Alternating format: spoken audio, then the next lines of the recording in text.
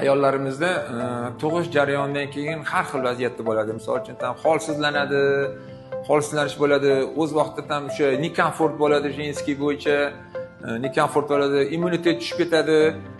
O'sha tug'ish jarayonida bo'lgan vaziyatlardan yana bittasiki o'sha o'zi o'sha Alloh bergan o'sha matkasi o'z joyiga qaytishi bu 40 kunda qaytadi, lekin o'sha qaytmayapti deb ham kelishadi. Bu jarayonlarni ayollarimizda bu bo'ladigan jarayonlarga bizda yana o'sha o'zi shu jarayonlarni tezlashtirib o'z holiga qaytish uchun singillarimiz, kelinlarimizga o'sha tayinlangan o'zimizda o'sha maxsus qorishmalarimiz bor. Maxsus qorishmalarimiz o'sha ayollarimizni immunitetini ko'taradi.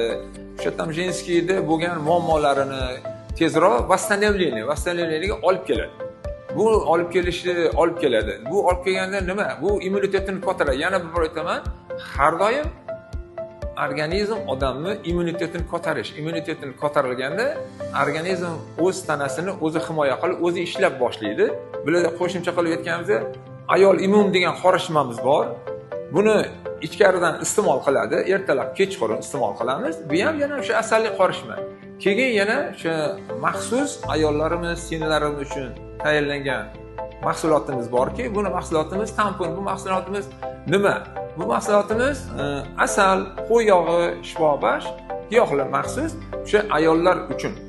Ayollar uchun deganda o'sha ayollarimizdagi bo'layotgan o'sha jenskiy organida bo'layotgan jarayonni bu toraytirishga olib kelib, o'z holiga qaytarib olib kelib qo'yadi. Qanday qaytarib olib qo'yadi deganda, bu narsa o'sha iste'mol qilishadi. O'ziga uni maxsus qo'yiladigan narsa bu, qo'yiladi.